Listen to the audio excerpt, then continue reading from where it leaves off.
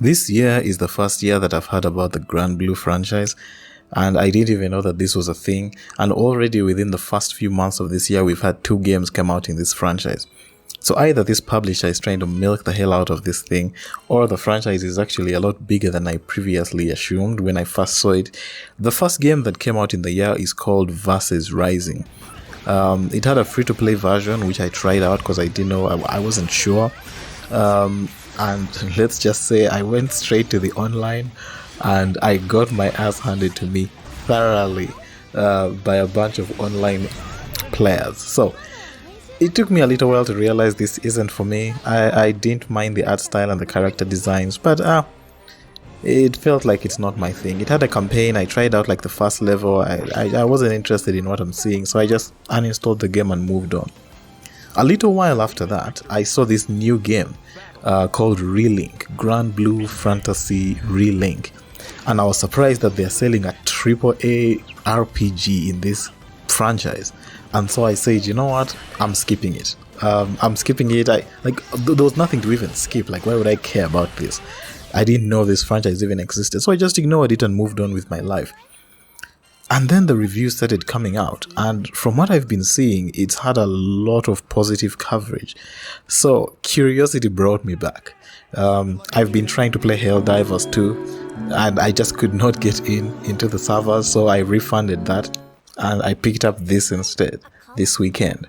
And from the initial few hours that I've played, I was so impressed that I am actually surprised that there is a game that is of this quality coming out in 2024. Now, granted, we had a lot of high quality games last year, but if this is the start to this year, then I think 2024 might also be a good one, if this is the kind of stuff we're going to get. So right off the bat, let's do some initial positives. Remember, I haven't gotten very far into the game, so I'm not going to talk story. I will address it a little bit later, but there isn't much to address about the story because I haven't gotten far enough to make any. So I can't judge the entire thing from beginning to end.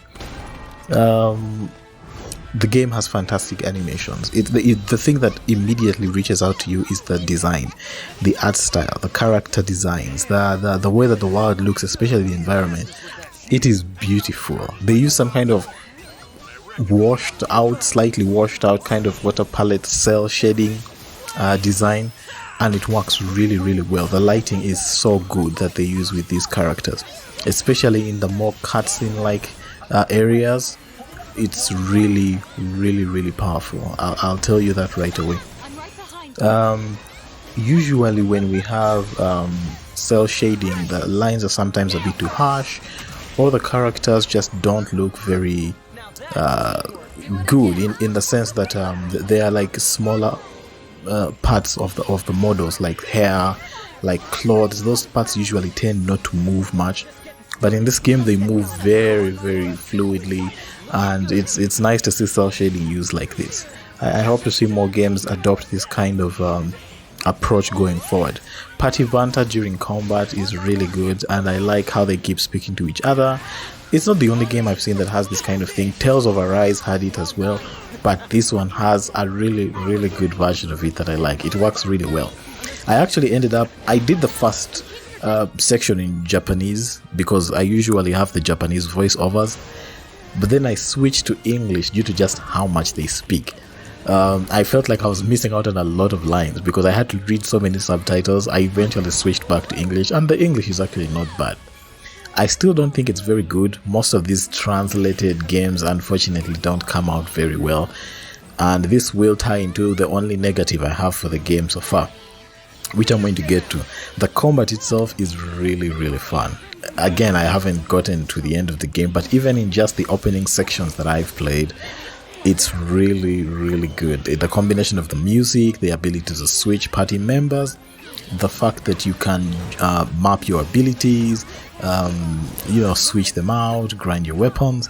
It's basically a traditional action RPG with really, really good polish.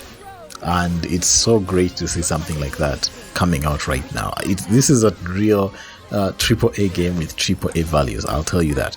And one of the best things about it is that it reminds me of Dragon Age Inquisition in terms of how the characters interact and how you can switch out the party and get different characters. Just like how you couldn't switch out the Inquisitor, you can't switch out the Captain in this game, but you can swap the other 3 characters, and then you can get to learn each of their backstories and whatnot. Although this game does have a lot more characters than something like Inquisition, I hope they'll be able to give them an equal amount of depth that something like Inquisition had. So hopefully that will be the case. So the only negative thing that I have so far is the tone of the plot. Not the plot itself, I haven't gone far enough to make any judgments on that. But the way that the writing is done, I don't know if this is a problem of the translation.